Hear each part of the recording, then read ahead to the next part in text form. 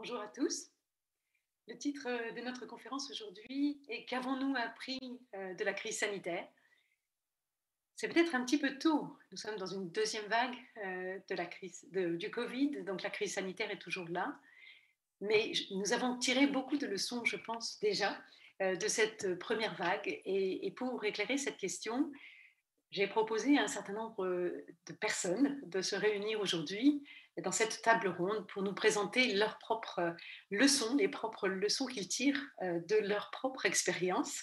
Et je demanderai donc, dans un premier temps, à Yann Kervigno de nous présenter l'association Data Covid qui a permis de réaliser un certain nombre de d'enquêtes et de documenter, en l'occurrence, les préférences des Français sur un échantillon large et représentatif de la France. Je demanderai dans un deuxième temps à Florence Juseau de présenter les travaux qu'elle a réalisés avec l'OFSE pour mesurer les inégalités, qui est un sujet, bien sûr, qui aura toute son importance par la suite. Je demanderai ensuite à Nicolas Castoldi, qui est donc directeur délégué à l'assistance publique Hôpitaux de Paris, de parler de l'expérience du terrain et des conclusions qui sont tirées de cette première vague, la façon dont la paix s'est mise en capacité de répondre à cette première vague et comment elle vit la deuxième vague sur la base de ses enseignements. Je demanderai ensuite à Mathieu Plane, qui est donc directeur adjoint de l'OFCE, de nous parler de la façon dont les économistes ont pu modéliser et des difficultés qu'ils rencontrent. Il a pu s'exprimer dans une tribune du Monde de dimanche sur ce sujet. Et enfin, je demanderai à Daniel Bellamouzig, qui est au Conseil scientifique, de nous parler de la façon dont on prend aujourd'hui des décisions, si elles sont éclairées par toutes les, tous les éléments d'information scientifique que le Conseil scientifique a justement vocation à, à- à synthétiser. Voilà, donc sans plus tarder, je passe la parole à Yann. Et Yann, est-ce que je ne me souviens plus si c'est toi qui présente ou si c'est moi qui présente tes diapos? C'est moi. Parfait.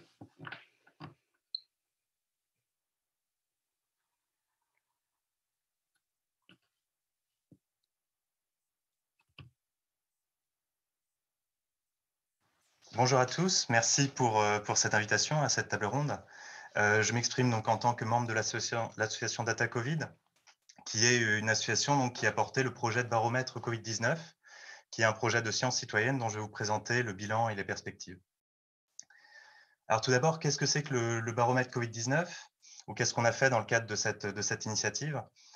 Donc c'est une initiative de science citoyenne, c'est-à-dire que c'est un projet dans lequel un grand nombre de partenaires sont intervenus dans une optique, dans un esprit citoyen, de transparence, d'ouverture, d'engagement, et pour produire des données de sondages, donc issues de 8 vagues de sondages, avec l'aide de sponsors qui ont pu financer ces différentes vagues. Ces données, elles ont été donc conçues dans le cadre donc d'une gouvernance qui a été mise en place, dans lequel on associe les scientifiques à la conception des questions et des questionnaires. L'Institut de sondage Ipsos administre les sondages et l'association met à disposition en open data les données brutes issues de ces vagues de sondage de manière à pouvoir en faciliter l'analyse, en décupler les impacts. Donc, ce qui a pu être fait, c'est ces 8 vagues de sondage pendant la période de confinement et aussi la période qui a suivi. Et ce qui est intéressant dans ces sondages, c'est que l'échantillon était gros. Donc, on était sur un échantillon de 5000 répondants, ce qui permet de conduire des analyses, de croiser les variables et de pouvoir produire des éclairages spécifiques. Les questionnaires duraient 10 minutes. Ils étaient constitués donc d'une section barométrique avec des questions donc, qui étaient reconduites d'une vague à l'autre, une section aussi d'éclairage ponctuel dans lequel on a pu apporter des éclairages sur des aspects spécifiques de la période qu'on a traversée. Et il y avait aussi donc une section réservée aux partenaires dans laquelle notamment ont été insérées des questions élaborées par l'Institut de sondage Ipsos en lien avec le partenaire média de l'initiative qui était le journal Le Monde. Donc ces données, elles sont accessibles à tous. Vous pouvez y accéder sur le site de l'initiative à l'adresse que j'ai indiquée dans cette présentation. Alors, si on prend un peu de recul sur ce qui a été fait, on voit qu'on a un dispositif de sciences citoyennes qui est agile, qui va chercher à apporter des éléments utiles aux scientifiques, aux citoyens pour gérer la période qu'on traverse. Et donc, ce que j'ai souhaité faire dans cette présentation, c'est finalement donner une vision des, on va dire, des grands types d'usages qui peuvent être faits de données construites dans ce contexte-là. Et donc, le premier point, avec un peu de recul qu'on a mis en avant, donc je vais évoquer 4 catégories d'usage, c'est cette idée qu'à travers ces dispositifs de sondage, donc l'intérêt des données de sondage, c'est qu'on va suivre la population générale et qu'on va être notamment potentiellement hors du champ de ce que couvrent les données de santé. Et notamment, par exemple, on peut suivre les comportements, la pratique des gestes barrières, etc. Et ça, par exemple, des épidémiologistes, par exemple, enfin, peuvent utiliser ces données pour mieux anticiper les dynamiques de l'épidémie. Et c'est le sens, par exemple, de cette figure dans laquelle on voit qu'on a une tentative de calculer le taux de reproduction, le nombre de reproductions à partir des données issues de ces sondages. Et l'idée, l'intérêt de ça, c'est que ça donne une information qui est moins précise, mais qui est potentiellement avec une semaine d'avance et qui donc permet de mieux anticiper l'épidémie. Une deuxième catégorie d'usage sur laquelle, on va dire, les données se sont beaucoup concentrées, c'est de comprendre les déterminants des comportements et notamment afin de renforcer l'efficacité des mesures adoptées. Alors, j'ai mis pour illustrer ce point, mais il y a beaucoup d'autres angles qui ont été abordés, une question qui avait été élaborée donc par Ipsos et qui permet d'illustrer à quel point, on va dire, le sentiment de responsabilité individuelle est important au sein de la population, en tout cas répandu au sein de la population, et aussi dans les attentes normatives des Français. Donc c'est une illustration, il y a un certain nombre d'éclairages qui peuvent être tirés de ce type de données pour comprendre finalement les déterminants des comportements qui vont avoir, eux, des impacts sur la dynamique de l'épidémie. Une troisième catégorie d'usage qui est importante, qui fait écho à la manière dont la présentation a été introduite, c'est de mettre en lumière les préférences et les aspirations des Français, et ça dans une optique plus normative, c'est-à-dire de manière à renforcer la légitimité des mesures prises. Donc j'ai mis un exemple sur on va dire, les attitudes vis-à-vis de la tension qu'il peut y avoir entre laisser une liberté de prescription et assurer une garantie scientifique dans le choix de traitement.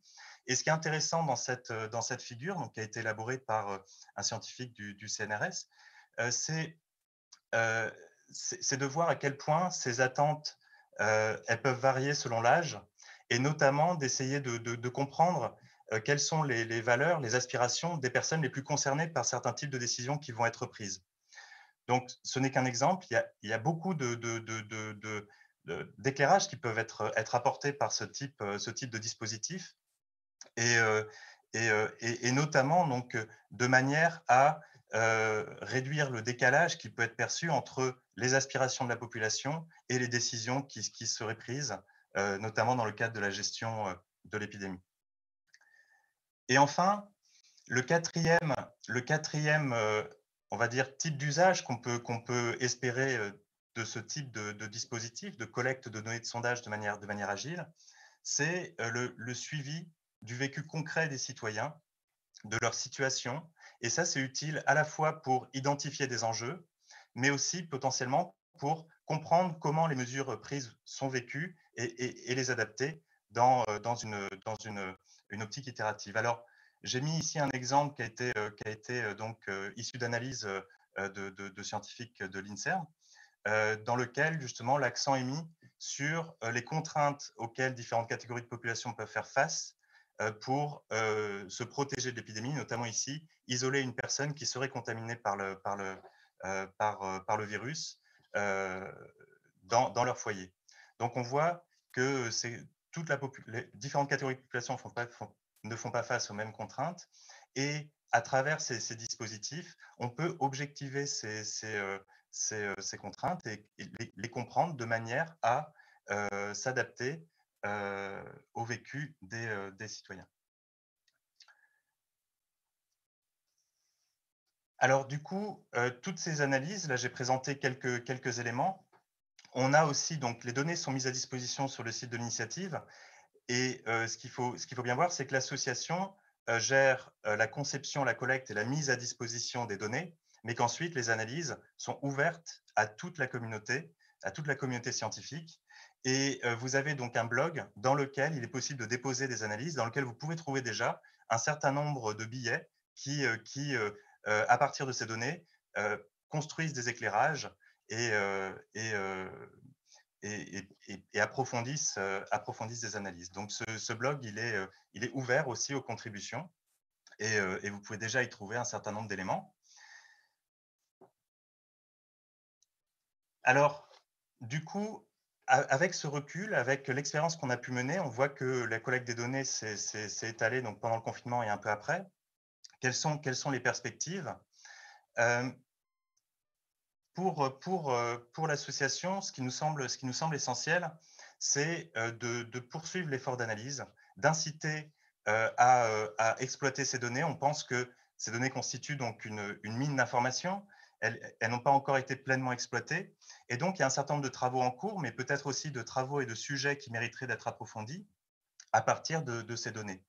Euh, En haut à droite de cette diapo, j'ai mis un exemple d'analyse qui est en cours de réalisation pour essayer de comprendre finalement le risque de décrochage scolaire, quelles sont les catégories de population les plus concernées, etc.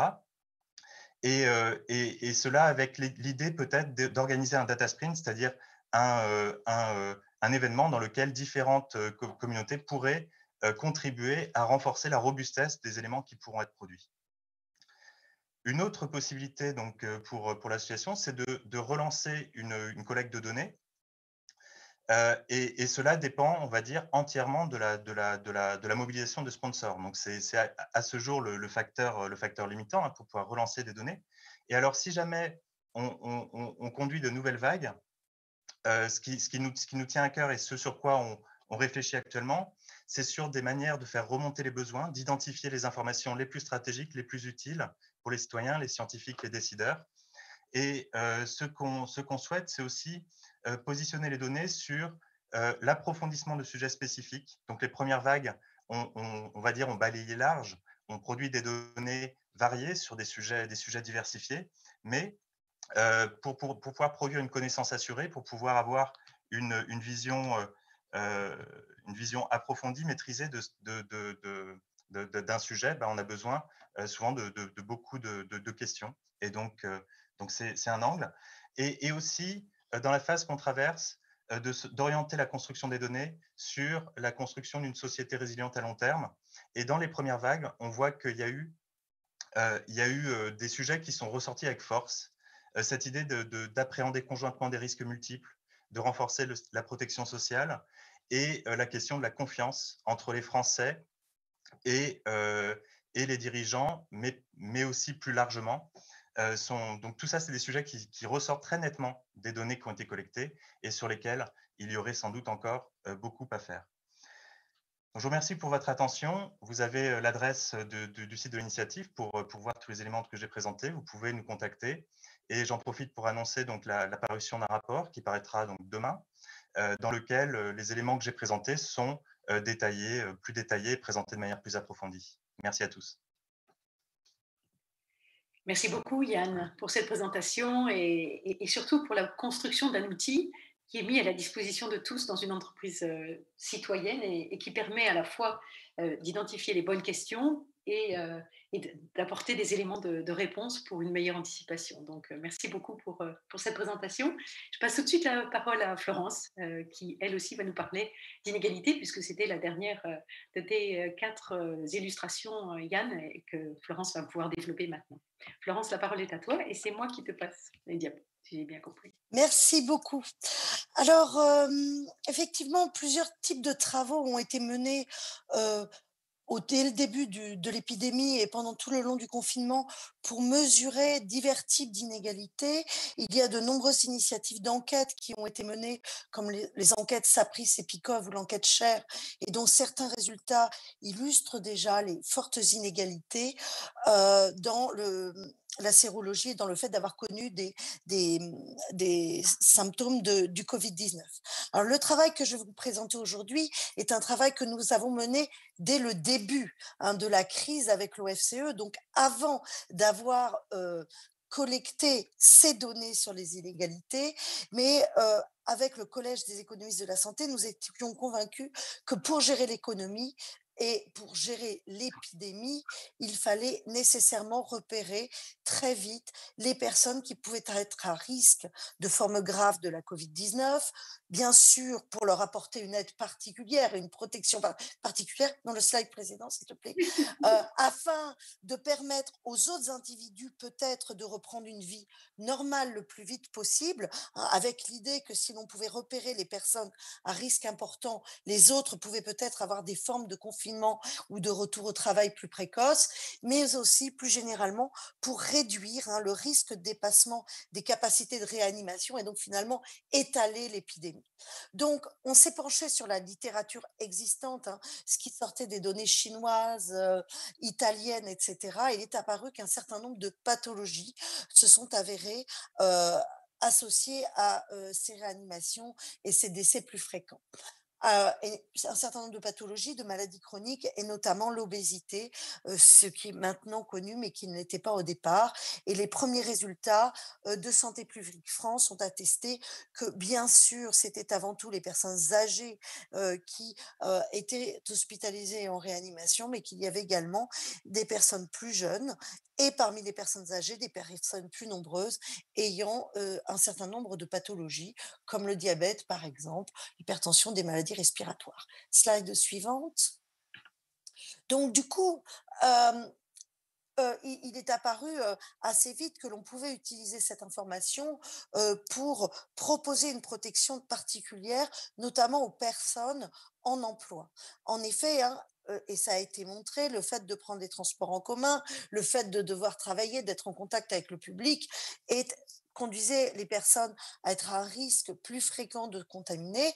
Et donc, au mois de mai, a été proposé un décret donnant droit aux personnes ayant un certain nombre de comorbidités, dont la liste a été détaillée en dessous, je ne vais évidemment pas la lire, c'est pour vous donner un exemple de toutes les pathologies concernées. Et ces personnes pouvaient avoir droit à une indemnisation, à être en chômage partiel en raison de leur vulnérabilité et donc avoir une indemnisation de leur salaire à hauteur de 84%. Et il était également prévu dans ce décret que les personnes vivant avec une personne vulnérable pouvaient également être mises en chômage partiel dans le cas où leur employeur ne pourrait pas leur permettre de faire du télétravail. Donc, on a cette protection qui a été proposée. Alors, slide suivante. Nous avons, dès le début de ce décret et même avant même celui-ci, commencé à essayer d'identifier ces populations à partir de données d'enquête. Je vais revenir. Alors, il y a eu plusieurs bouleversements de la loi. Fin août, la liste des pathologies a été réduite et on a supprimé la dimension ménage de la vulnérabilité. Donc, seules les personnes étant elles-mêmes malades pouvaient prétendre au chômage partiel. Et puis, il y a eu un revirement en octobre. La liste des pathologies a été à nouveau élargie en raison notamment des demandes des associations de malades et des personnes obèses, mais on a maintenu la définition individuelle de la vulnérabilité. Alors, nous, le travail que je vais vous proposer, on l'a fait en amont de ces changements de la loi. Et donc, l'idée était de mobiliser deux enquêtes, donc ex ante, avant de connaître les résultats, pour repérer qui étaient les personnes à risque et de repérer ces risques par profession et catégorie sociale et par secteur d'activité, afin de voir quels étaient les secteurs d'activité qui seraient le plus touchés, mais également connaître les groupes sociaux pouvant être le plus touchés par cette épidémie et par les formes graves notamment. Donc, nous avons mobilisé cette enquête. L'enquête santé-protection sociale a été mobilisée parce que nous avons dedans un report très précis des pathologies pour calculer par groupe d'âge, par sexe, par profession, les taux de personnes dites vulnérables au sens de la loi, sans tenir compte de l'âge, puisque on on s'intéresse à des personnes en emploi, donc ayant moins de 65 ans.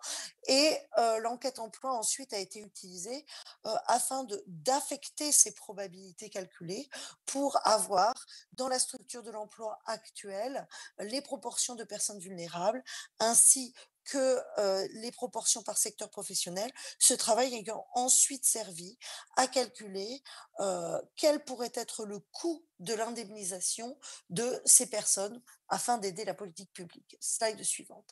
Alors, quelques résultats simplement, hein, je vous invite à lire le policy brief de l'OFCE numéro 74 qui est en ligne si vous voulez des informations complémentaires. Donc, nous avons calculé que sans tenir compte de l'âge, donc en ne tenant compte que des comorbidités des personnes, donc maladies chroniques et obésité, qu'il y avait 12,6 millions de personnes en France, soit 24% de la population, qui étaient elles-mêmes à risque de vulnérabilité, donc en raison de leur état de santé. Donc, une situation euh, à considérer avec attention. Et bien sûr, hein, si l'on tenait compte de la vulnérabilité des ménages, hein, ce chiffre est encore augmenté, on atteint plus de 40% de la population. Alors, pour ce travail, donc, je m'intéresse à la définition individuelle, celle qui est aujourd'hui retenue par la loi. Et donc, comme vous pouvez le voir, hein, chez les hommes comme chez les femmes, il y a une croissance, évidemment, de la vulnérabilité avec l'âge, puisque les maladies chroniques sont plus fréquentes aux âges élevés, mais l'on peut voir tout de même qu'il y a une existence de vulnérabilité à tous les âges et donc qu'il est important de proposer cette protection particulière aux personnes en emploi pour éviter qu'elles n'aient de problèmes, ne contaminent leurs collègues, etc. Slide suivante. Donc, nous avons ensuite restreint notre analyse aux personnes pouvant prétendre au chômage partiel, donc ce dispositif qui ne concerne bien sûr que les personnes en emploi et plus encore les salariés du secteur privé.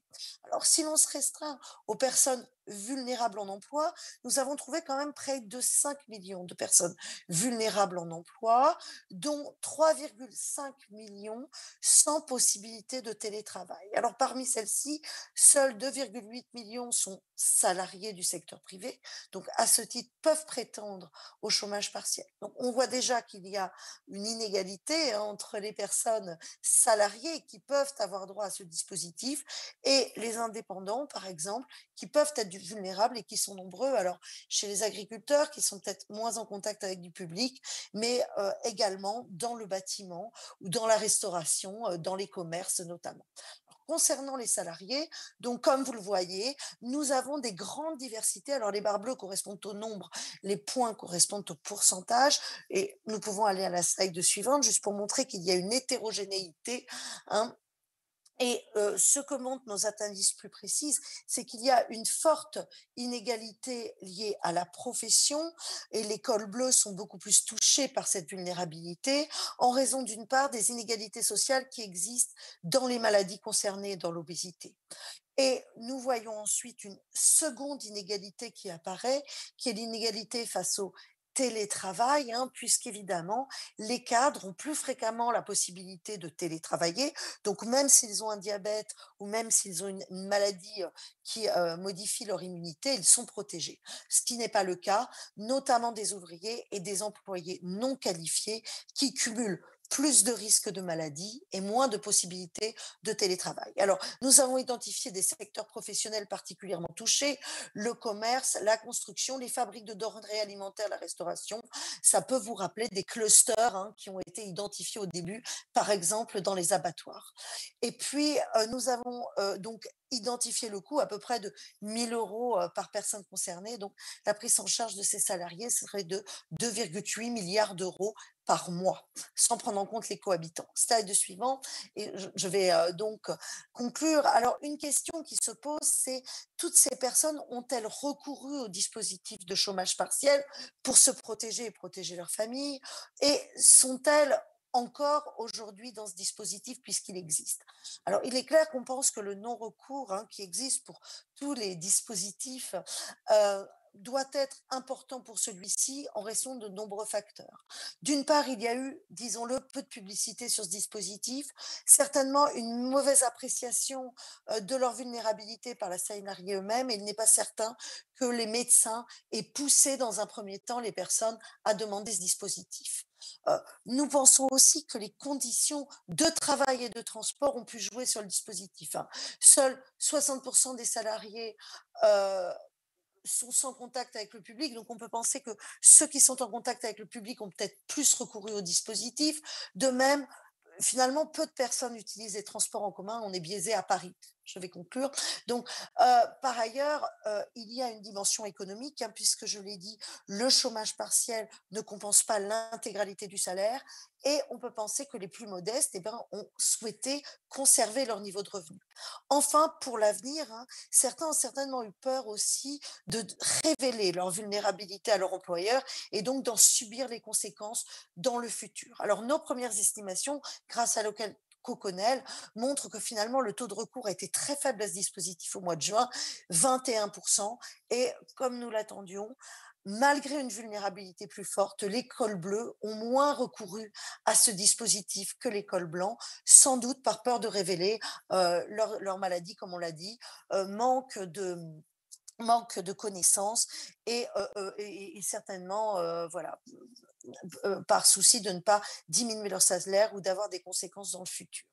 Alors, finalement, la révision de la loi au mois d'août a restreint considérablement les maladies. Et là, selon des estimations très partielles, hein, nous avons pu estimer que la population totale n'était peut-être plus que de 800 000 personnes et donc éligible au dispositif de 400 000. Fort heureusement pour la protection de ces personnes, une révision a été faite et donc on est aujourd'hui à l'estimation actuelle de 2,8 millions de personnes qui sont à protéger pour nous protéger tous. Merci.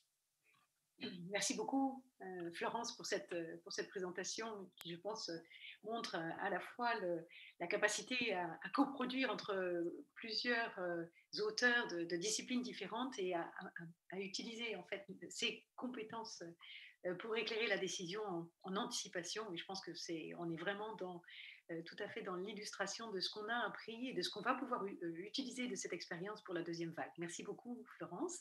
Et je passe donc la parole à Nicolas. Merci. Merci à toi. Nicolas, je vous invite à prendre la parole. Bonjour Lise, bonjour à tous. Merci de donner l'occasion de s'exprimer ou m'exprimer.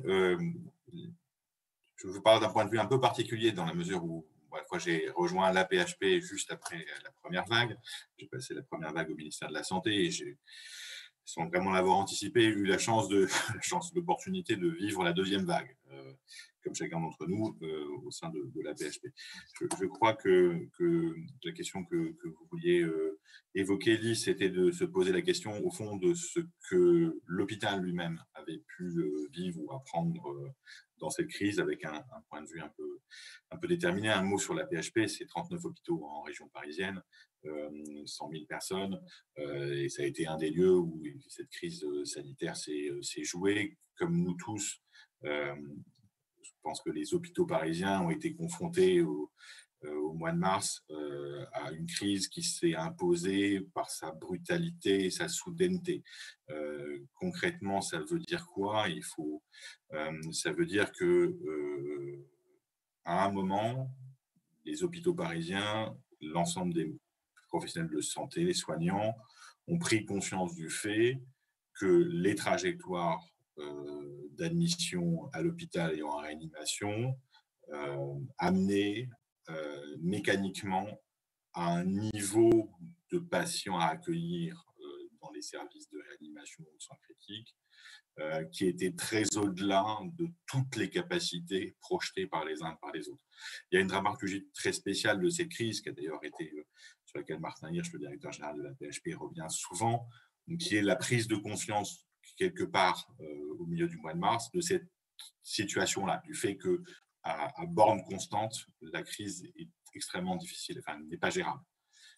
Et ça a conduit les hôpitaux à faire quelque chose de très particulier, à savoir se réorganiser tout d'un coup autour d'une seule nécessité, qui était celle de réussir à dégager ou à construire en interne des capacités d'accueil des patients en réanimation. On le sait tous, et la société a dû vivre au rythme de cette réorganisation-là, ce qui est une situation très particulière.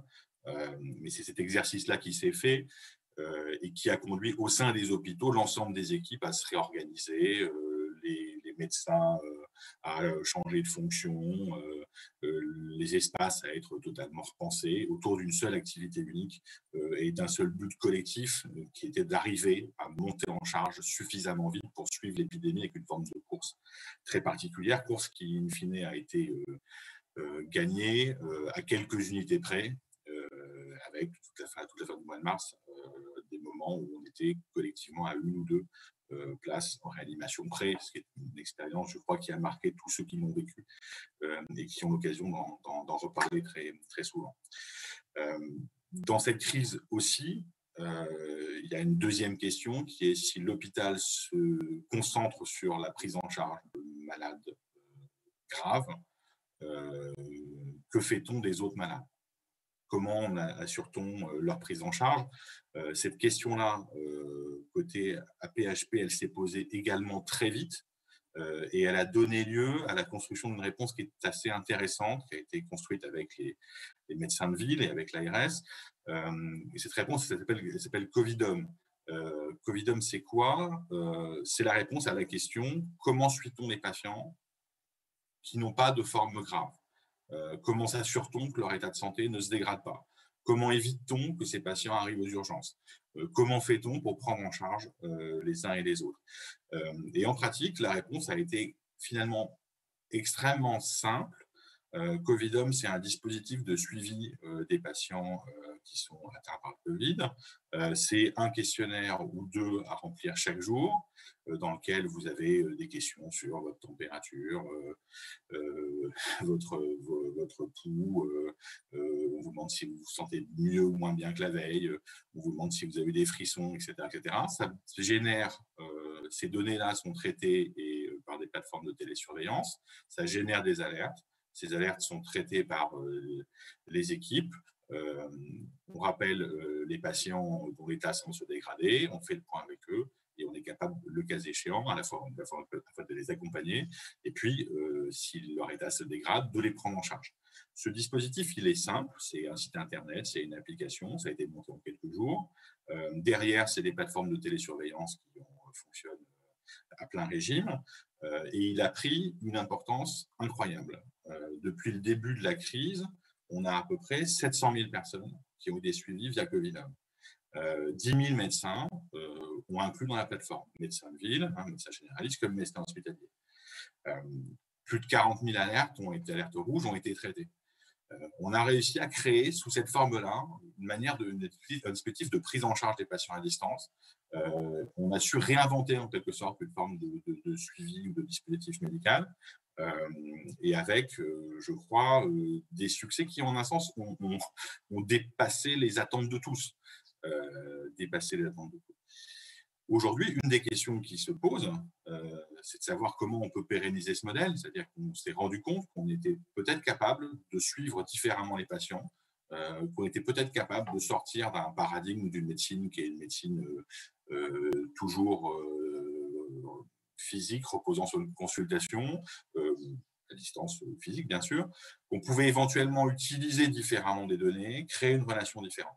Et donc aujourd'hui, toujours avec les médecins d'Île-de-France, l'URPS, l'AP-HP travaille pour essayer de construire ou de tester un modèle et qui élargirait cette manière de prendre en charge les patients et de, par exemple, essayer de suivre les malades chroniques qui ont été évoqués pour certaines pathologies, de réfléchir à des usages, par exemple en grippe saisonnière. Bref, d'essayer d'utiliser cette expérience-là, de la consolider, de la faire vivre en dehors de la crise.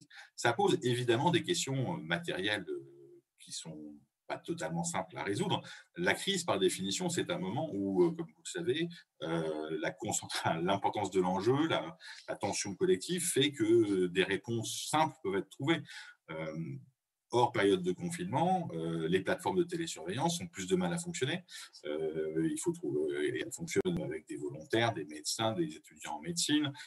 Bref, c'est un modèle qui reposait sur le volontariat et qu'aujourd'hui, il faut réussir à traduire dans une forme qui puisse être durable. Il faut trouver une forme de modèle économique à ce service de télésurveillance qui, encore une fois, s'impose de lui-même dans la crise, mais qu'il faut insérer dans des dispositifs une fois que cette crise est terminée. Et puis, il faut continuer à faire vivre ce lien très fort qui s'est montré et qui s'est construit entre l'hôpital et la ville dans le contexte particulier de la crise. C'est un point que je voudrais souligner. On vit dans un système où les acteurs sont nombreux. Parfois, il y a des tensions entre eux, chacun sait. Il y a aussi beaucoup de coopération. La crise nous a collectivement imposé de travailler ensemble. Parfois, ça a été très simple. Parfois, ça a été plus compliqué. Et je pense que ce qui est vrai pour les hôpitaux et les professionnels de santé, peut-être de manière plus globale encore, mais le message positif, ou en tout cas, moi, ce que j'en retiens, c'est le fait que malgré tout, vite ou pas vite, ce travail collectif a commencé à se structurer et autour de solutions qui sont des solutions qui sont fortes, originales et de modèles relativement nouveaux. Un dernier mot sur la deuxième vague que nous traversons aujourd'hui, à un moment où vous l'entendez dans les médias et vous le savez, les choses commencent lentement à s'améliorer et les signaux sont plutôt positifs. Cette deuxième vague, vous le savez aussi, elle s'est posée différemment dans l'ensemble de la société, parce qu'on passe d'une première vague concentrée sur un enjeu central et avec une société qui suspend son activité pour en quelque sorte lutter contre le Covid. La deuxième vague a reproduit ce modèle, mais de manière différente, dans la mesure où tout ne s'arrête pas. C'est vrai dans le cadre du confinement, c'est vrai à l'hôpital aussi. Et une des questions majeures qui s'est posée a été de savoir comment on arrivait à ne pas suspendre toutes les activités en guillemets non Covid ou non urgentes plutôt pendant la deuxième vague elle-même.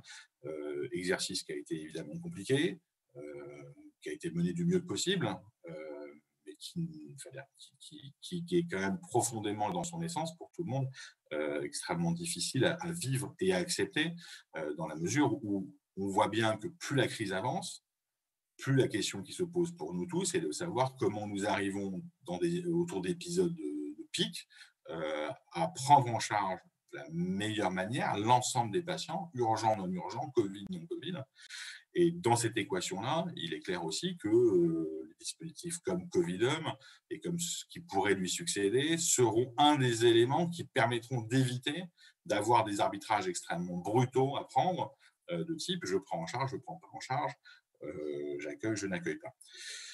Voilà pour cette présentation, Lise, et puis tout à l'heure pour les questions. Merci beaucoup, Nicolas. Je profite en fait d'un des commentaires qui a été fait sur SMS pour dire qu'on est là sur une illustration des opportunités qui ont été finalement offertes par la crise sanitaire et la façon dont les producteurs s'en sont finalement emparés et la façon aussi, si je comprends bien, dont on souhaite dans le futur faire en sorte que ces opportunités, cette capacité d'agilité, comme on dit aujourd'hui, eh bien, elles puissent s'inscrire dans la routine. Donc, je pense qu'on répond en se faisant à un des commentaires par SMS. Et puis, je rappelle et j'invite à tous ceux qui nous écoutent que c'est bien sûr beaucoup plus intéressant de structurer cette table ronde autour des questions qui sont posées par le public. Donc, je vous invite à le faire. Et je passe à présent, merci beaucoup Nicolas, je passe à présent la parole à Mathieu. Merci beaucoup, bonjour à tous. C'est vrai que le thème de cette table ronde est intéressant, c'est qu'est-ce qu'on a appris de la crise sanitaire, hein, et on voit que nous, chercheurs en économie, sociologie, toutes les sciences sociales ou la santé, en fait cette crise elle est exceptionnelle. Elle est terrible hein, d'un point de vue sanitaire, économique, mais elle est exceptionnelle sur ses effets et la compréhension de tous les enjeux et l'interaction qu'il peut y avoir entre à la fois la question sanitaire, on le voit bien, la question économique et sociale, hein, donc ses impacts, ses répercussions, et la question politique, c'est comment on gère tout ça. Et donc je voulais juste revenir là-dessus et essayer un peu de comprendre et tirer un peu le bilan de tout ça, sachant qu'il faut que le politique fasse des choix rapides et qui sont quand même décisifs pour l'avenir. Et donc il y a des arbitrages à faire. Et on voit que l'information est partielle encore, mais elle évolue avec le temps. Alors, moi, enfin voilà, après ça engage pas forcément la parole de l'OFCE, mais moi, ce que je comprends de tout ça, hein, c'est d'abord sur la question sanitaire. La question sanitaire, c'est bien compris. On a un taux de létalité qui est quasiment 10 fois supérieur à celui de la grippe, avec des taux de transmission qui sont élevés. Et donc, on a parlé beaucoup, est-ce qu'il y a un arbitrage entre la santé et l'économie? En fait, moi, je crois que l'arbitrage, il est minime en réalité. Il est minime et ça a été dit, hein, c'est-à-dire que si on faisait rien, ou si on visait une immunité collective sans vaccin, on arrive d'après les études, hein, je crois que c'est Fontanet et Cochemet, hein, qui ont publié une étude qui montrait, d'ailleurs je crois que le président de la République a repris ce chiffre-là, que si on arrive à l'immunité collective sans vaccin, on avait à peu près 400 000 morts pour 66% de la population qui aurait eu le Covid, en raison du taux de létalité. Ça veut dire que, il me semble qu'aucun système démocratique peut tenir à ça. C'est-à-dire qu'on n'a pas le choix, on n'a pas d'autre choix que bien sûr prendre en charge les personnes qui ont subi le Covid et qui ont des formes graves et qui donc il faut les traiter et qu'on a une limite dans les capacités d'urgence. Donc finalement la réaction, et on la voit dans tous les pays, hein, a été de bloquer l'économie pour éviter cette diffusion. Donc en fait l'arbitrage est très limité. Donc ça c'est mon premier point. Le deuxième point, il est que on a quand même des choses sur les taux de létalité par âge, et Florence aussi l'a bien souligné, ou en fonction des comorbidités, des vulnérabilités qui sont différentes. Et on le voit bien sur les enfants de moins de 15 ans, et il y a le taux de létalité, il est de 1 pour 100 000. Pour les plus de 80, on est quasiment à 1 pour 10. Donc on a une très grande différence. Donc c'est vrai qu'il y avait eu cette tentation aussi, hein, qui est de dire, est-ce qu'il ne faut pas créer une bulle générationnelle? Qui est intéressante en disant, en fait, le risque, il est pas partout, il est sur certaines personnes. Sauf que on s'aperçoit que cette crise, elle s'installe dans le temps et que cette bulle générationnelle, c'est pareil, socialement, elle est difficilement acceptable. On va dire pour 15 jours, c'est jouable, mais si on doit faire ça pour des mois, voire des années, on imagine mal isoler une grande partie de la population. Là, on parlait, Florence l'a rappelé, si on prend juste les ménages, donc l'ensemble du ménage, hein, de personnes fragiles, quand on exclut les critères d'âge, on est, je crois, à 22 millions de personnes. C'est-à-dire qu'on a déjà un tiers de la population. Vous rajoutez le critère d'âge, on n'est pas loin de la moitié de la population. Donc est-ce que vous imaginez la moitié de la population isolée et les autres qui font la fête à côté, quoi? Ça semble un peu, enfin voilà, ce que je veux dire, c'est que c'est politiquement peu praticable. Donc ça, c'est le deuxième point de vue, c'est que finalement, on voit on est obligé de prendre des décisions collectives ou alors locales, géographiques éventuellement. Et puis ça pose des critères d'équité, même constitutionnels, etc. Le troisième point, il est économique. C'est qu'on a un choc qui est d'une violence extrême. Il est extrême. Juste pour vous donner des ordres de grandeur, la baisse du PIB au cours du premier semestre en France a été de 19%. Quand on regarde l'évolution de l'économie française depuis la fin de la Seconde Guerre mondiale, le plus gros choc qu'on ait connu, c'est Lehman Brothers, donc faillite de Lehman Brothers, qui est la crise financière la plus forte depuis 1929. On a perdu 3% en 6 mois. Donc on a un choc d'une sévérité, en tout cas instantanée, de 6 fois supérieure. Donc on est en dehors de tous les radars qu'on a connus d'un point de vue économique. Et avec une volatilité extrême. C'est-à-dire que juste si je reprends la séquence, on fait moins 6% au premier trimestre par rapport à la situation pré-Covid. On est à moins 19 au deuxième trimestre par rapport à la situation Covid. On remonte à moins 4. D'accord? Et là, la prévision de l'INSEE, c'est qu'on passe à moins 8. Donc, vous voyez la volatilité. C'est juste pour vous donner la séquence post-Lehman Brothers sur les 4 trimestres, on fait moins 1, moins 3, moins 3, moins 3. Donc, vous voyez qu'on est dans un scénario qui est XXL, hors norme, avec une volatilité extrême. Ce qui montre aussi qu'au troisième trimestre, on dit on a eu un rebond formidable de l'économie française. C'est vrai. Mais on n'était pas revenu au niveau d'activité qu'on avait connu même post-Lehman Brothers, hein. C'est-à-dire que voilà. Donc, cette volatilité est extrême. Ça montre qu'on n'est pas sur un choc transitoire. Le début, c'était de dire, en fait, ça va être très violent, transitoire, mais on va revenir vite à une situation qui va se normaliser. Là, on le voit que la normalisation, elle n'arrive pas et elle risque de prendre du temps. Alors, potentiellement, elle va arriver quand on aura un vaccin. Donc, ça pose cette question, c'est quand est-ce qu'on pourra vacciner l'ensemble de la population? Alors, c'est vrai que là, de ce côté-là, il y a quand même des très bonnes nouvelles. On voit avec Pfizer d'un côté, Moderna, on a 11 candidats vaccins qui sont en phase 3. Mais ça va poser quand même la question de la mise en pratique de ces vaccins, leur capacité de production, de stockage. Enfin, on connaît tous ces éléments. Qui on va vacciner en premier? Il y a quand même une forme de toute la population accepte pas forcément la vaccination, donc ça peut prendre du temps.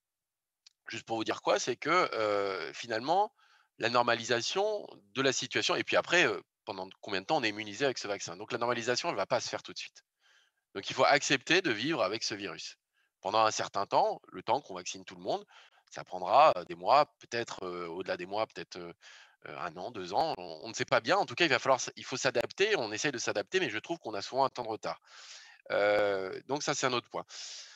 Le problème, c'est que l'économie, elle est contrainte à un horizon aussi d'anticipation. Il y a la santé, bien sûr. Il faut anticiper. Les pouvoirs publics doivent anticiper sur leur capacité d'accueil, jusqu'où ils peuvent aller, et cetera, déployer les moyens et faire des choix. Mais aussi en termes d'économie, et des agents privés aussi doivent pouvoir anticiper. Le problème, il est que l'horizon aujourd'hui du court terme, avant, il était à peu près d'1 an. On va dire à 1 an, on savait à peu près comment l'économie allait évoluer, voire un peu plus, et on se trompait assez peu en réalité. On avait quelques chocs un peu spécifiques, voilà.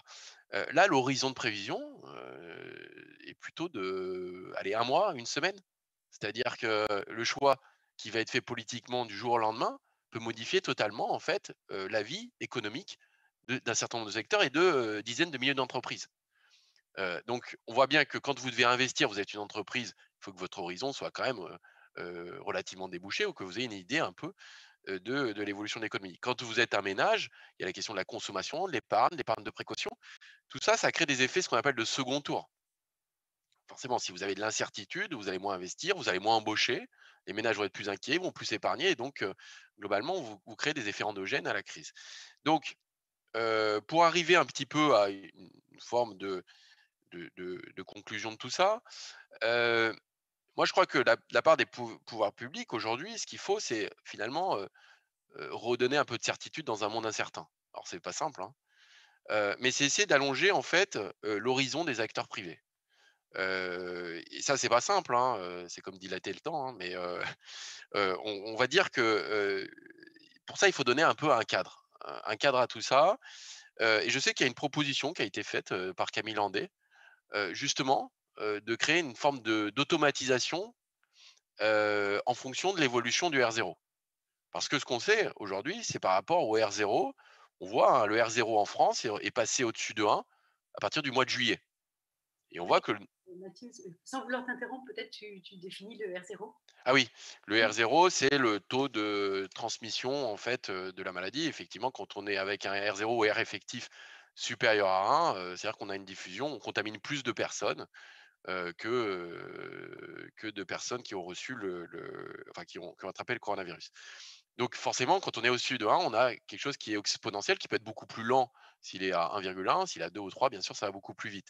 La question, c'est qu'on ne peut pas vivre dans un monde où le R effectif est, durablement même supérieur à 1.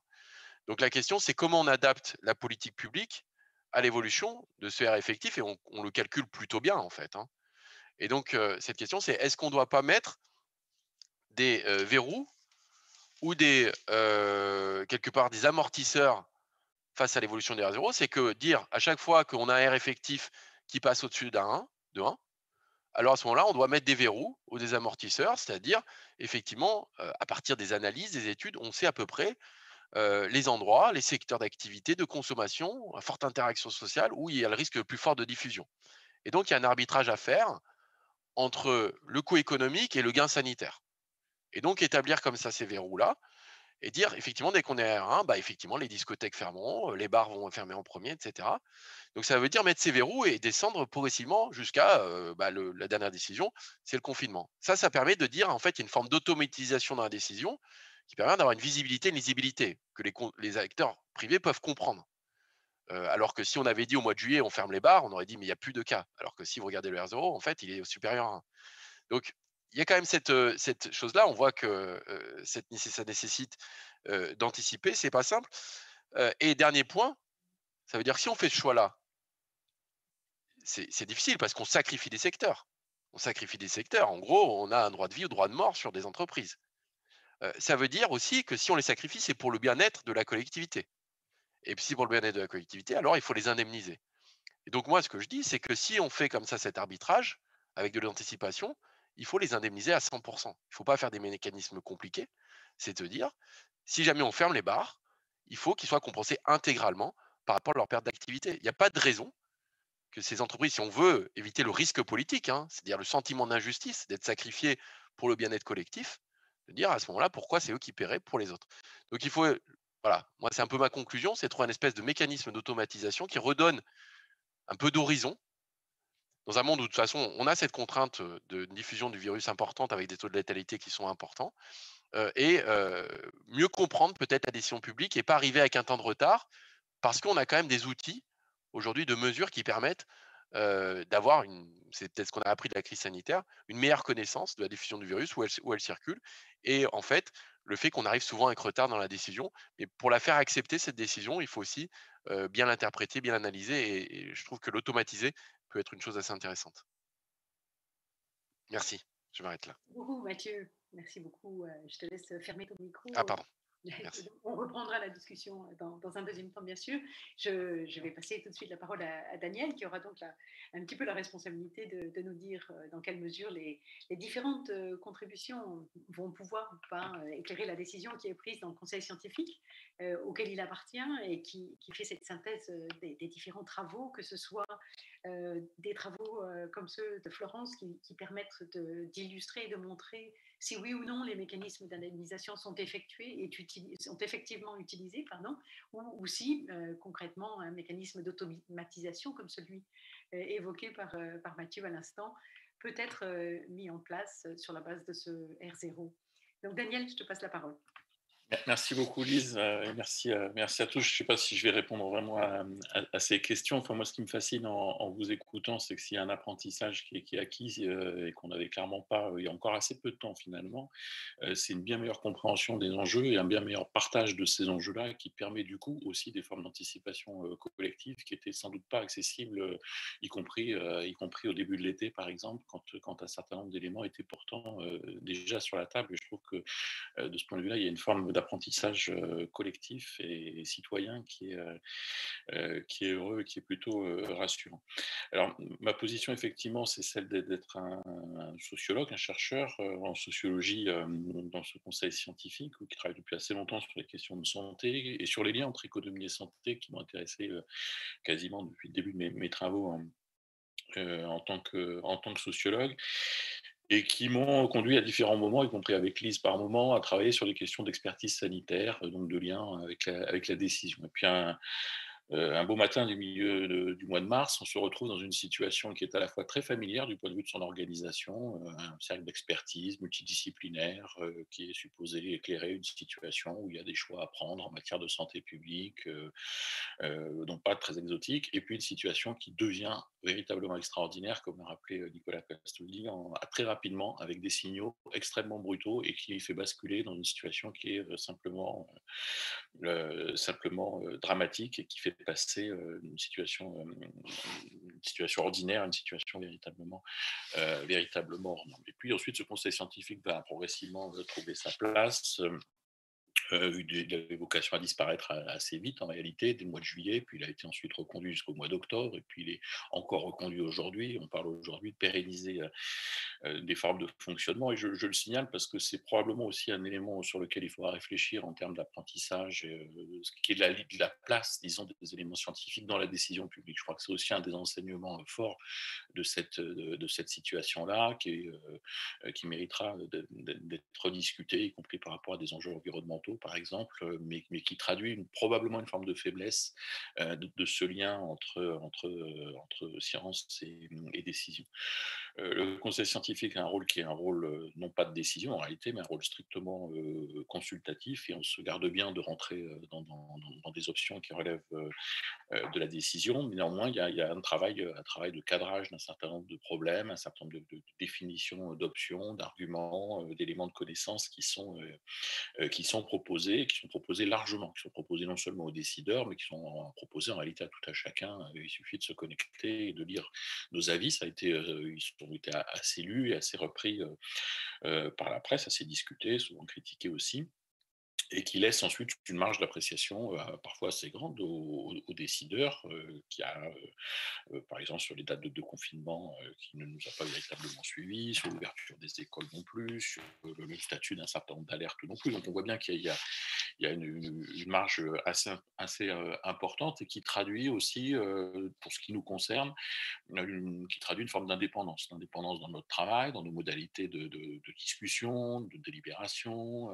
de construction un peu de nos avis, notre pensée, mais aussi très formellement parce qu'on a une capacité de saisine qui est à peu près complète, et la plupart de nos avis en réalité sont des autosaisines et non pas des réponses à des saisines, et par le fait que dans la mesure où on objective tous nos avis par de l'écrit, qui est très rapidement disponible, qui est daté, et même sur lesquels l'heure est mentionnée, ça permet voilà, de garantir un peu la spécificité de notre propos par rapport à des décisions qui sont prises après. Donc ça, c'est peut-être quelques éléments sur notre mode de fonctionnement et notre position un petit peu dans le dispositif, qui est à la fois notoire, mais pas si connu finalement.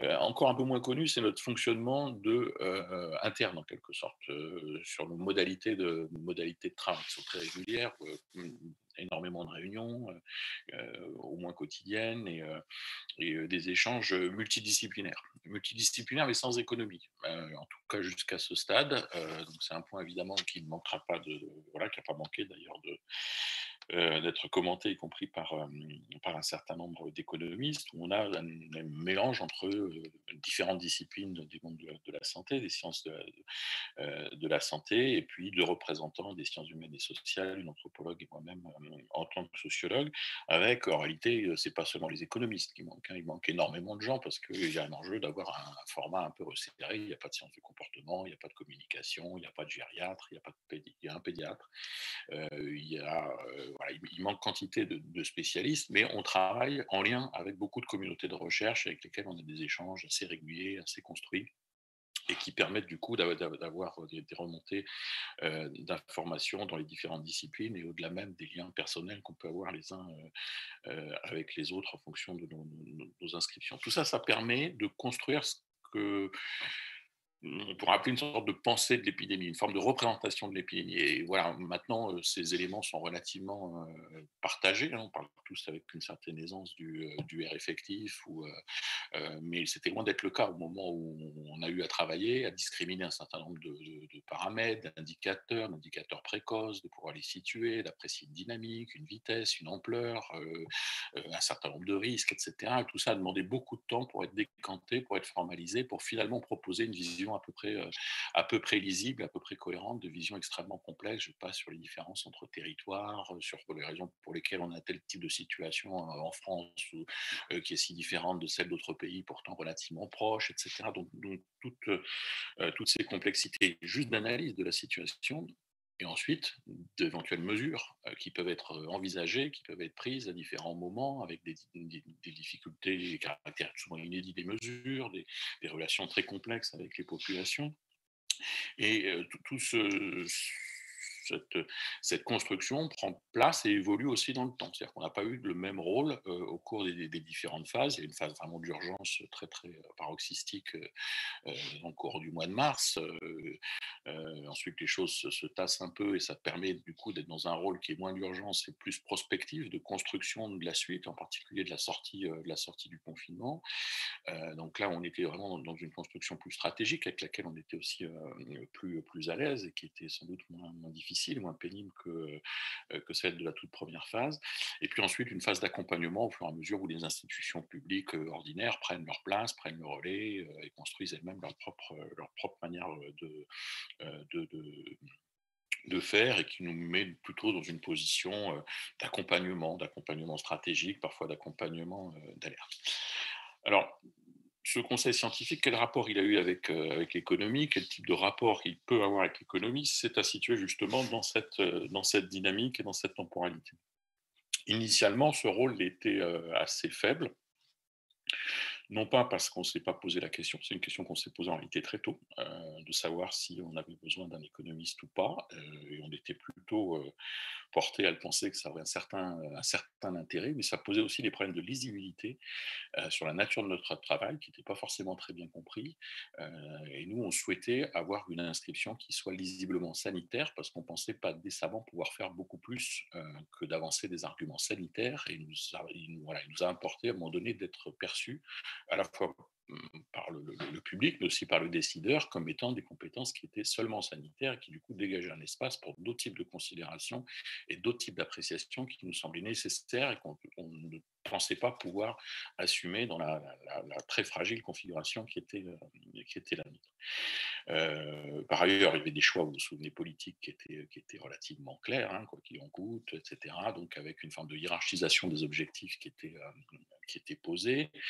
Je ne reviens pas sur les arguments qu'a développé Lise dans un texte récent, mais avec une forme de division du travail entre des aspects sanitaires et des aspects économiques, ce qui ne veut pas dire qu'on n'avait pas nous-mêmes intégré l'importance de ces aspects économiques dans nos réflexions, et dans une situation où, au vu des échanges qu'on pouvait avoir avec différents types d'acteurs, aussi bien au sein de l'État qu'auprès d'un certain nombre de collègues, les éléments économiques qui étaient mobilisables à ce moment-là étaient de toute façon extrêmement réduits, voire inexistants. On était face à une situation tout à fait inédite, avec très peu de capacité de construction, ou a fortiori une forme de quantification quelconque d'un certain nombre d'effets donc dans cette première séquence.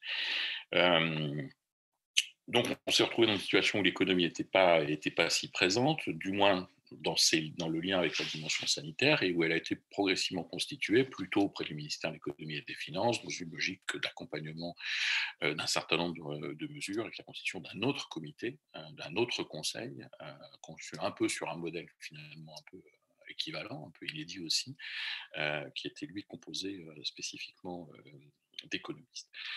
Le temps passant, les enjeux, alors qu'a très bien rappelé Mathieu Plin, où il n'y a pas d'opposition et personne n'a vraiment jamais pensé qu'il y avait une opposition entre les deux. On pourrait revenir même sur certains arguments qui ont déjà été développés. Mais au fur et à mesure que le temps a passé, que les effets se sont manifestés, c'était d'une certaine manière attendu, mais il était possible à ce moment-là de les mesurer. Le lien entre économie et un certain nombre de choix et de mesures envisagées apparaissait aussi plus clairement. Et donc, du coup, la possibilité d'intégrer cette dimension économique de manière plus organique apparaît aujourd'hui peut-être beaucoup plus clairement, et nous permet aussi d'avoir des échanges avec certains collègues économistes, parmi d'autres, de quantité d'autres experts et d'autres disciplines qui sont mobilisés. C'est relativement récent. C'est-à-dire que, encore une fois, on a vécu une séquence collectivement au mois de septembre où pour nous les choses étaient assez claires du point de vue de la dégradation de la situation. On l'a signalé. On n'a pas été beaucoup écouté par peu de monde à ce moment-là. Si on vous souvenez la phrase de Jean-François Delfrécy sur les décisions difficiles à prendre dans des échéances relativement courtes. Et les discussions qu'on avait avec un certain nombre d'économistes ou d'institutions économiques était plutôt très orienté vers les effets du plan de relance que vers les effets d'un éventuel nouveau confinement. Et les effets, voilà, même s'il y avait l'idée que, et on en avait très tôt, même avant l'été, qu'un deuxième confinement aurait des effets relativement catastrophiques, avec des retournements d'anticipation, avec les effets de boucle que décrivait Mathieu Plin d'endogénisation d'un certain nombre d'effets, etc. En revanche, l'expertise qui aurait permis de quantifier ces effets-là, de les mettre sur la table, ne nous était pas en tout cas facilement accessible. C'est probablement une situation sur laquelle il faudrait trouver aussi des formes d'amélioration et d'apprentissage, et on y travaille de manière prospective. Peut-être le dernier point sur lequel j'aimerais revenir et qui permettra aussi de boucler avec les éléments que Yann avait introduits dès le début de notre présentation, c'est qu'au-delà des effets un peu peut-être macroéconomiques, d'un certain type de mesures, d'un certain type d'enchaînement, au-delà des aspects des inégalités qui sont très fortes et qui sont enseignées à la fois du côté de l'épidémiologie, du côté d'autres sciences sociales, et on est évidemment attentif à ces éléments-là. On voit bien que du point de vue des comportements, il y a de vraies difficultés, du fait d'une sorte de hiatus entre des formes d'action qui sont très verticales pour toutes sortes de raisons, à la fois institutionnelles et liées au contexte aussi par certains aspects, et des formes d'aspiration qui sont plutôt des formes d'aspiration qui relèvent du registre de la responsabilité, de l'autonomie, d'une forme de liberté, etc. Et on sent que l'équilibre, il est extrêmement difficile à trouver, où cette exigence de responsabilité, elle est manifestée parfois, mais parfois elle est compensée par une exigence d'égalité responsabilité qui conduit à déplacer le curseur dans un autre sens. Et on sent que cet équilibre entre obligation et responsabilité est tout sauf stable, y compris dans le temps. Et où la dégradation de certaines situations, voilà, y compris pour des parties, des segments de la population relativement limités, peut avoir des conséquences extrêmement fortes sur d'autres parties de la population, qui donc posent des questions voilà, d'équilibre entre ces éléments-là. Juste pour souligner, et je terminerai peut-être là-dessus, que ces équilibres-là et la complexité de ces équilibres, qui renvoient d'une certaine manière aussi à des équilibres plus généraux entre économie et santé, et on pourrait multiplier les formes de dilemmes, hein, qui sont aussi des dilemmes éthiques. Nicolas Castaldi, il faisait référence sur l'admission à un moment donné de certains patients dans les services ou pas. On sent que voilà, on a le contexte de la décision, c'est de travailler sur cette ligne de crête permanente où se situent des oppositions très très fondamentales sur toute une série quasiment de valeurs, hein, qui engagent très très profondément les individus et les types de choix collectifs qui peuvent être pris, et avec lesquels nous nous efforçons depuis plusieurs mois de trouver des équilibres en fonction de l'évolution d'une situation qui est très dynamique. Et c'est propre évidemment d'une épidémie que d'être dans cette dynamique-là, d'être dans un horizon qui est tout sauf stable. Voilà, quelques éléments, je m'arrête là, et puis peut-être on pourra reprendre un peu la discussion un peu plus tard. Merci beaucoup, Daniel, de cette présentation. Enfin, je pense que ta participation à cette table ronde en tant que membre du conseil scientifique et donc auprès du président Macron, et qui a donc participé à l'ensemble des grandes décisions qui ont été prises, est très importante, puisque ça permet de rentrer vraiment dans le processus même de la décision, la façon dont la décision est prise, et la transparence avec laquelle tu nous expliques la difficulté de l'exercice, de la même façon que Mathieu l'avait fait, je pense, permet de partager ce qu'on appelle la pédagogie de la complexité. Et je pense que les journées de l'économie ont pour objectif de permettre aux uns et aux autres de comprendre la complexité finalement du monde dans lequel on vit. Et ça fait partie des commentaires que j'ai pu voir sur le SMS, que de dire l'importance justement de partager avec le grand public ces éléments de la complexité pour faire en sorte que les jugements ne soient plus à l'emporte-pièce. Combien de fois ai-je entendu « nous n'avons rien appris de la première phase ». Je pense que tout ce qui a été dit aujourd'hui dans cette table ronde montre combien on a appris de cette première vague, et que ceci sera mis à profit pour la deuxième. Donc je pense qu'on est là vraiment dans un exercice de transparence, d'humilité, et par exemple dans la prévision, mais aussi de reconnaissance finalement de l'importance de ces travaux, aussi imparfaits soient-ils, de modélisation pour éclairer la décision publique. Et donc je pense qu'on a pu œuvrer, me semble-t-il, très utilement par toutes vos présentations dans cet éclairage à la fois, bien sûr, du décideur, mais aussi du grand public, qui est l'objet de ces journées d'économie. Et un des commentaires qui est fait et qui me va droit au cœur, est de dire que la défiance que l'on rencontre aujourd'hui parmi le grand public, ça peut être tout simplement un manque de communication, et c'est ce travail que nous faisons. Et je te remercie aussi, Daniel, d'avoir abordé de manière assez frontale la question de l'absence des économistes. Je peux t'assurer que tous les économistes étaient très heureux que tu sois présent au conseil scientifique en tant que sociologue, puisque tu étais le seul représentant des sciences sociales. Je pense que pour nous tous, ça a été vraiment perçu de manière extrêmement positive, quelle que soit l'issue, à savoir qu'il y ait ou pas dans le futur, le suspense est total, un économiste, la question n'est pas là. La question, elle est vraiment de relayer par ton intermédiaire et bien sûr par la qualité des travaux qui sont faits et qu'on a pu voir aujourd'hui, tous les travaux qui seront utiles pour la décision. Et je pense aussi que tu m'as fait la gentillesse d'évoquer la tribune dans Le Monde que j'ai commise avec un titre La croissance à tout crin, à peu près imprononçable, ou la vie à tout prix. Et en fait, je pense que tu aurais eu, si je t'avais consulté avant, un bien meilleur titre qui était La fin de la division du travail. En l'occurrence, il est grand temps, et on a pu voir que c'était déjà le cas dans les travaux qui sont menés, que ce soit ceux de Mathieu ou ceux de Florence. On est déjà dans une collaboration entre les différentes disciplines, et c'est aussi ce qui a été évoqué hier dans la table ronde où on a parlé des vaccins. On voit que tous, quelle que soit la discipline, se sentent, en tant que chercheurs, se sentent interpellés par cette crise qui est effectivement inédite. Et donc, je te remercie d'avoir évoqué cette question et je pense qu'effectivement, nous avons encore beaucoup de choses à faire dans le futur pour éclairer ensemble la décision. C'était en tout cas ce que moi j'avais tiré comme première leçon me concernant pour ma gouverne en tant qu'économiste à partir de la première vague. Et je me réjouis de voir tous les travaux qui sont menés et qui permettront effectivement de travailler de concert et de manière efficace ensemble. Alors, j'ouvre à présent la phase donc de discussion entre les membres de la table ronde. J'ai déjà vu beaucoup de questions qui sont posées par les uns et les autres, en plus de celles qui sont posées par les SMS. Donc, je veux surtout laisser la place à cet échange. Et je crois que Nicolas avait envie d'évoquer les côtés bénéfiques aussi de la crise sur le long terme. Et je pense que c'est important qu'on réfléchisse sur le long terme. Donc, Nicolas, je vous redonne la parole tout de suite. Merci beaucoup, Lise. Et puis merci aux uns et aux autres. Je pense que cette première partie de table ronde offrait des regards extrêmement complémentaires.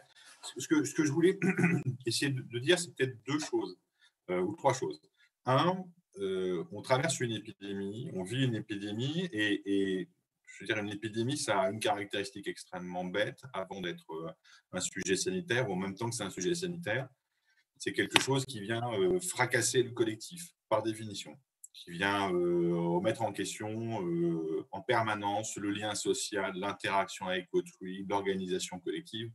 Et c'est un choc et c'est une épreuve pour des raisons de santé individuelle, pour des raisons de gestion collective, mais aussi et surtout parce que ça met simplement en question la vie ensemble. C'est bête de le dire, mais c'est quelque chose qui est central. Ça pose du coup la question de savoir quel sera le récit collectif d'une crise dont la caractéristique première est de diviser, de scinder, d'éloigner, de demander aux uns aux autres de ne pas faire, de ne pas se voir, de ne pas se parler. Ça pose la question du récit et de la manière dont nous comprenons cette crise. Et là-dessus, peut-être deux petits éléments qui ont émergé, je pense, dans les propos des uns et des autres. Un, je trouve qu'il y a bien sûr eu, et à juste titre, une focalisation importante sur l'extraordinaire travail qui a été fait par les soignants dans les hôpitaux, avec un soutien social qui était majeur, massif, et qui a été extrêmement apprécié, je crois, à un moment où il y avait comme ça une espèce de relation entre le front et l'arrière, si je fais des comparaisons totalement dénuées de sens. Mais par ailleurs, dans le récit collectif, nous oublions de dire en permanence que le confinement, l'acceptation collective assez peu contestée du fait de suspendre sa vie sociale, sa vie individuelle, de s'abstenir pendant plusieurs semaines dans l'intérêt collectif pour éviter un débordement du système de santé et au nom d'une idée simple que, somme toute, si on pouvait collectivement éviter qu'il y ait plus de morts, cette décision-là a été prise relativement facilement, relativement acceptée, et elle est aussi, je pense, l'expression d'un choix, d'une responsabilité, d'une force collective. Et si on se dit si on accepte de se décaler peut-être un instant, je trouve que, somme toute, collectivement, on a été capable de faire ça, et que ça n'est peut-être pas à vivre que sous la forme d'un échec de deuxième vague, mais aussi dans un récit d'ensemble où, en gros, les uns et les autres, nous faisons face, et la société, les uns et les autres, font face en acceptant d'être confinés, en acceptant de télétravailler, en essayant de mettre en œuvre les règles, les gestes barrières. Et il faut peut-être se le dire et arriver aussi à un moment à le dire ou à le penser sur un temps relativement long. Deuxième commentaire, on vit bien sûr aujourd'hui une deuxième vague, mais vous l'avez parfaitement dit, Lise, entre la première et la deuxième, il s'est passé des choses. Et si là aussi, on essaie de regarder un peu le schéma d'ensemble, somme toute, on a amélioré très nettement notre compréhension de l'épidémie. Les indicateurs sont beaucoup plus fiables, beaucoup plus précis. Daniel Benamouzik l'a dit. Alors, ça pose la question des décisions qui sont prises, mais au fond, la situation a pu être caractérisée beaucoup plus tôt, vue de la région parisienne, avec à peu près un mois d'avance, on était capable de décrire la situation et de savoir là où on serait un mois plus tard. Si on compare à la situation de mars, où au contraire, on comprend, on découvre tout à coup brutalement où on est, il y a un progrès qui est gigantesque. En matière de soins, là aussi, on a appris à prendre en charge les patients. Ils font beaucoup moins en réanimation. Des éléments ont émergé. Il y a des perspectives en termes de vaccins. Le deuxième confinement n'est pas le premier confinement. Son impact individuel est différent. On apprend à régler les choses. Tout n'est pas parfait. Mais il y a, je crois aussi, si on veut se le dire un instant comme ça, dans la globalité de la crise, un progrès dans la prise en charge. Un progrès, on a trouvé des instruments, trouvé des outils, était à peu près capable de prendre les décisions. Et voilà, essayer de faire un certain nombre de choses. Alors, c'est pas avoir une vision, le but du jeu n'est pas de défendre une espèce de vision rose de la situation. C'est une société confrontée à une crise majeure. C'est difficile, c'est dur. Comme ça a été parfaitement rappelé, il y a des victimes économiques de ça. Il y a des acteurs qui sont confrontés à des difficultés insondables. Mais collectivement, cette épreuve-là, on la traverse et on la traverse comme un collectif. Et donc, je trouve que c'est une des questions, et c'est aussi là-dessus que je serais moi heureux de savoir comment les uns et les autres voient les choses. Je trouve qu'on a un vrai enjeu d'arriver à faire le récit de ça, parce que derrière ça aussi, la question que nous aurons tous, l'hôpital a, mais pas seulement l'hôpital, toute la société, c'est qu'est-ce qu'on fait de cette expérience-là, quelle mémoire on en garde, et quelles leçons on en tire. C'est une expérience existentielle collective sur plusieurs mois qui va structurer le futur, chacun de nous sait. Comment on le lit et comment on se dit que collectivement on va le raconter. Merci Nicolas. Je passe la parole à ceux qui souhaitent la prendre tout en rappelant, oui Daniel, tout en rappelant que nous avons plusieurs SMS que je voudrais relayer et il nous reste à peu près 10 minutes, donc le temps est très court.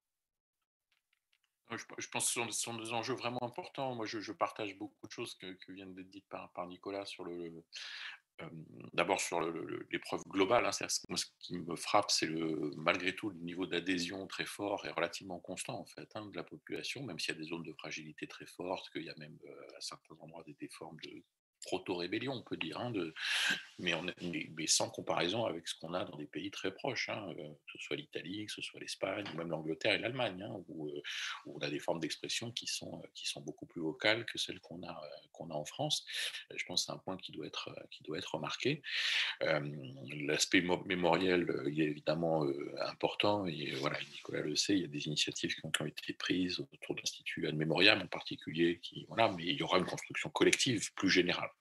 Elle ne sera peut-être pas, voilà, après selon les positions des uns ou des autres, on le voit, hein, il y a déjà des types de discours qui sont assez variés. J'aimerais juste revenir sur ce point-là, parce qu'on a fait référence aussi à un aspect peut-être qu'on n'a pas suffisamment abordé ce matin, qui est l'importance de la communication. C'est une chose d'avoir des données, d'avoir de l'expertise, de prendre des décisions, de prendre en compte la réaction des populations.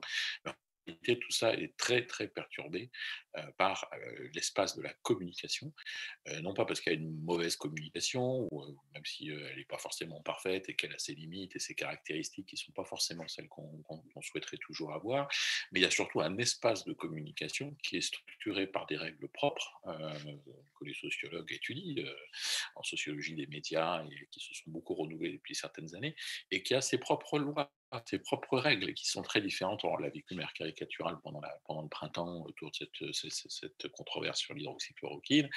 On le voit aujourd'hui, une forme de complotisme plus ou moins relayé, etc.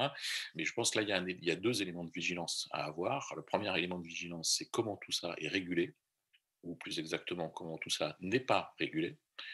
Et ça renvoie à la fois aux instances qui sont chargées de ces formes de régulation, au type de normes que partagent les professionnels qui interviennent dans ces débats-là, que ce soit des scientifiques, des médecins ou des journalistes. Donc là, il y a un vrai enjeu, à mon avis, de prospectif, et on a intérêt à s'y pencher collectivement, parce que sinon, on risque de se retrouver dans des situations qui vont être assez vite très problématiques. Et le deuxième, qui est un peu le corollaire, c'est qu'au-delà de cet aspect relativement... Voilà, on arrive à passer l'épreuve, malgré tout, avec beaucoup de difficultés, mais on passe d'une certaine manière ces vagues successives, on voit bien qu'on a aussi des contre-modèles qui se renforcent, qui se durcissent, qui se constituent, qui sont alimentés. Et je pense qu'il faut être aussi très vigilant à ces formes-là qui créent des divisions qui sont vraiment profondes. C'est-à-dire que c'est des formes d'incommunicabilité. Et de ce point de vue-là, la trajectoire américaine n'est pas particulièrement rassurante. Hein, mais peut-être on a fait l'expérience à vos niveaux personnels. Il y a certains sujets et moi j'en discute beaucoup avec voilà, des gens extrêmement différents, y compris des intellectuels comme nous ou des experts comme nous. Il y a des formes d'incommunicabilité sur certains types de sujets parce que les présupposés factuels ne sont pas partagés et parce qu'ils engagent des valeurs extrêmement profondes en termes de responsabilité, de rapport au risque, de rapport à la mort parfois, etc., qui sont assumés quasiment à l'échelle individuelle. Voilà, je m'arrête. Merci Daniel. Et donc, je voudrais à présent relayer 3 questions respectivement à Mathieu, Yann et Florence. Et je commencerai par Yann parce qu'en fait, un des sujets potentiels de fâcherie que tu évoques, Daniel, c'est le vaccin. Et je pense que ça peut révéler beaucoup de choses, l'arrivée du vaccin, la façon dont la population va ou pas accepter de se faire vacciner. Et donc, Yann, l'une des questions qui est posée, c'est de savoir si on peut espérer utiliser en fait le data Covid pour voir quelle est l'attitude des Français à l'égard du vaccin. Donc, je vais aussi relayer un autre SMS, une autre question auprès de Mathieu, et je pense que c'est une question qui est extrêmement importante pour beaucoup d'entre nous, qui est de savoir si l'activité reviendra au niveau pré-Covid. Et puis une question à Florence, qui est de savoir s'il y a des inégalités hommes-femmes et dans la typologie des 12 millions d'individus qui sont menacés parmi les moins de 65 ans, est-ce qu'on peut affiner cette typologie? Et puis une question toujours à Florence aussi sur l'obésité dans la petite enfance et la loi Egalim, c'est là ou pas permis effectivement des avancées. Donc Yann, je te pose tout de suite la question sur le vaccin. Oui, tout à fait. Donc, en l'occurrence, c'est un sujet qui avait été discuté et identifié. Alors nous, comment est-ce qu'on fonctionne lorsqu'on crée les données, lorsqu'on conçoit les données? C'est qu'on crée des groupes de travail ad hoc. Donc il y a cette question de pouvoir mobiliser les personnes qui connaissent notamment bien la littérature, parce que l'idée, c'est vraiment de contribuer aux connaissances et donc de bâtir sur ce qui existe. Donc ça, c'est un des facteurs qui est important pour nous. Et je pense que d'expérience, en tout cas, on n'a pas de difficulté à mobiliser les personnes expertes sur les sujets dans ce genre d'exercice. Ce qui va être plus limitant, c'est sans doute effectivement le financement. Les sondages, c'est des données donc, qui sont intéressantes pour un certain nombre de raisons que j'ai mentionnées, notamment parce qu'elles sont aussi anonymes, qu'elles peuvent justement être du fait de cet anonymat par rapport à d'autres données plus personnelles, etc., susciter plus de confiance. C'est des données qui sont construites, donc avec l'opportunité d'aller chercher des choses qui ne vont pas venir toutes seules. Ça, c'est un intérêt par rapport au big data. Elles sont représentatives en population générale. Donc, il y a des éclairages qui peuvent être utiles, mais il faut qu'ils contribuent aux connaissances. Et il faut que, donc, pour pouvoir financer ces données dont un des défauts, c'est d'être coûteuses, c'est la disponibilité de sponsors. Alors, il se trouve que sur ces sujets, effectivement, on a quelques questions dans les vagues précédentes qui ont été posées et qui permettent de déjà se faire une idée d'attitude des Français vis-à-vis des vaccins dans la période sur laquelle on a pu ouvrir cette fenêtre d'information. Une chose qu'on souhaiterait développer aussi dans les questionnaires, c'est aller aussi un peu plus vers des designs expérimentaux où on va proposer différentes versions d'une question aux personnes pour essayer de comprendre aussi de manière plus fine justement les comportements, les attitudes, leurs déterminants. Donc ça, c'est quelque chose qu'on souhaiterait pouvoir développer et qui serait à discuter donc dans le cadre d'un tel groupe. Donc la réponse est oui. Et on pense que c'est effectivement quelque chose de très stratégique. Merci beaucoup Yann. Une idée qui me venait, puisque j'ai eu la chance de participer à cette aventure de près, une idée qui me venait, c'est qu'en fait on pourrait imaginer un financement coopératif plutôt qu'un financement par des industriels qui produisent des vaccins, puisqu'on est dans une entreprise citoyenne. Donc c'est une idée qu'on pourra évoquer bien sûr en d'autres lieux. Mathieu, je vous passe à présent la parole pour répondre à la question qui, je pense, est vraiment sur toutes les lèvres, qui est de savoir si on va revenir effectivement au niveau avant Covid. du point de vue Oui, économique. oui, non, c'est une très très bonne question. Je vais essayer d'y répondre avec ce qu'on sait. Je parlais des problèmes d'horizon temporel. On est face à quand même quelque chose d'important, c'est qu'on a l'horizon de très court terme, c'est-à-dire que là, aujourd'hui, difficile de savoir même comment va se passer le déconfinement. On sait à peu près comment s'est passé ce confinement. Alors, ça a été rappelé aussi, on voit la capacité d'adaptation aussi de la société, hein, c'est assez contrainte, qui est assez intéressante, hein, et l'évolution aussi dans les comportements, le respect ou pas, de certain nombre de choses, de consommation et autres. Donc ça, c'est un des premiers points. On voit que ça s'adapte, mais je dirais même à l'horizon de 15 jours, je ne peux pas vous dire quelle va être la stratégie de déconfinement. Donc l'activité aujourd'hui, elle évolue en fonction des mesures prophylactiques, hein. C'est assez simple, hein, même s'il y a une adaptation, malgré tout, ces mesures prophylactiques ont un effet très fort. Heu, à moyen terme, la question qui est soulevée, c'est à quel moment, en fait, on est dans une situation qui est stabilisée? En réalité, on retrouve des comportements normaux. C'est-à-dire que, on peut rouvrir tous les secteurs, on peut revoyager, et cetera. Tout ça a un effet, important. Donc c'est de savoir à quel horizon, en fait, on a une immunité collective, liée au vaccin, avec son acceptation sociale, et cetera. Donc ça, effectivement, c'est le premier point. Donc c'est vrai qu'on peut dire, on retrouvera le niveau d'activité à partir du moment où on aura restabilisé la situation. Sauf que, et c'est là où je donne pas des bonnes nouvelles, c'est que probablement il y aura des conséquences structurelles à cette crise. Des conséquences structurelles, c'est-à-dire que ça ne sera pas juste temporaire. Et structurel, c'est lié au fait que premièrement, il se trouve que le coronavirus n'aime pas beaucoup l'économie française, quoi, pour des raisons simples, hein. C'est que nos secteurs qui sont plutôt des secteurs phares, qui sont des secteurs dans lesquels on a un avantage sur nos voisins, sont par exemple les secteurs liés au tourisme, les secteurs à forte interaction sociale, la culture, les loisirs, les événements, l'événementiel, l'hôtellerie, restauration et l'aérien. Donc on voit bien que le choc forcément va créer des dégâts qui sont assez importants. On a du mal aujourd'hui à les mesurer. Donc ça, c'est un point qui me semble important. Et après, ce qui est difficile aussi de savoir, c'est quels sont les secteurs qui peuvent émerger aussi face à la crise. Je dirais que la France, sa grande difficulté, c'est qu'elle ne part pas avec un gros avantage aujourd'hui en raison de sa position sectorielle. Et donc, la question, ça va être d'abord, quelles vont être les conséquences, sectorielles de cette crise? Et puis après, il y a l'autre chose, hein, c'est-à-dire, quelle va être, la réponse des pouvoirs publics sur la gestion à venir, qu'on connaît, hein, des faillites et des prêts garantis par l'État, par exemple, qui ont permis de voilà. Et donc ça va être un point, essentiel, hein, c'est-à-dire comment on limite justement les faillites et l'augmentation, du chômage. Et dernier point, après, et ça va être autre chose, hein, c'est, comment on rembourse la dette et qui prend à charge la dette et tout ça peut avoir des conséquences. Donc tout ça, aujourd'hui, est multifactoriel et très difficile à dire et dépend beaucoup des décisions politiques qui seront prises dans les jours et mois à venir. Merci beaucoup, Mathieu. Je reviens cette fois vers Florence dans les temps qui nous restent pour que tu puisses répondre aux questions concernant effectivement les 12 millions menacés Oui, alors de moins de 60 ans. ces 12 millions de personnes ne sont pas âgées de moins de 65 ans. C'est juste que dans la définition de la vulnérabilité, sont normalement considérées comme vulnérables toutes personnes de plus de 65 ans. Alors, on n'a pas voulu retenir cette définition pour éviter de décider tout de suite, ce qui a été refusé d'ailleurs, de laisser confiner toutes les personnes âgées de plus de 65 ans.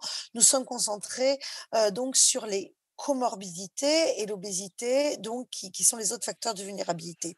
Alors, ces 12 millions de personnes, c'est parmi les gens âgés de 18 ans et plus. Alors, on voit de légères différences en défaveur des hommes, en raison notamment des pathologies cardiovasculaires, mais aux âges les plus élevés, en raison de la sélection par la santé des décès déjà plus fréquents des hommes, on peut voir apparaître des pathologies plus fréquentes chez les femmes. Pour revenir sur l'obésité, alors ça, c'est un facteur important et nous avons d'ailleurs travaillé hein, sur l'inclusion ou l'exclusion de ce facteur. Et il est très important de le prendre en compte puisque l'obésité est une épidémie, j'ai envie de dire, récente. Et donc, évidemment, parmi les personnes les plus âgées, c'était une comorbidité peut-être moins présente et c'est ce facteur de risque qui explique hein, les pourcentages élevés aux âges actifs aussi de vulnérabilité en plus des pathologies chroniques. C'est un facteur vraiment important à prendre en compte. Et je crois que nous avons là aussi une illustration à prendre en compte pour le futur. Hein, c'est que l'obésité, en dehors même des comorbidités auxquelles elles sont associées, comme le diabète par exemple, eh bien, peut être un problème en soi pour des maladies potentiellement graves. Et puis, si j'ai encore une minute, nous avons fait ce travail pour souligner le besoin de protection des personnes à risque de formes de graves de la Covid-19, mais ce que nous a appris aussi la première vague et ce sur quoi on est en train de travailler, eh bien, c'est sur les pertes de chance de tous les autres patients qui, comme on a été dit, il y a eu quand même une focalisation du système sur les soins liés à la Covid-19 dans un premier temps. Et ça, c'est aussi quelque chose sur lequel on est en train d'apprendre, travailler pour comprendre comment, même sans faire un arbitrage avec l'économique, on a des arbitrages à faire entre les patients. Merci. Merci Florence pour ces précisions et cette réponse à la question posée. Donc il est temps de conclure. Je pense qu'on a énormément appris de cette table ronde parce qu'on a énormément appris de la première vague. Je remercie tous ceux qui se sont réunis ce matin pour nous rassurer à cet égard. J'espère, Daniel, que tu repartiras avec dans ta valise la proposition de Camille Landais, qui est une automatisation sur la base du R0 et que tu pourras effectivement la partager avec les membres du conseil scientifique. On te remercie d'y siéger de façon à effectivement relayer toutes les propositions que peuvent faire les différentes sciences humaines et sociales qui sont au chevet de la santé. Et donc sur ces derniers propos, je vous salue, je vous remercie et je vous souhaite une bonne journée. Au revoir. Merci beaucoup.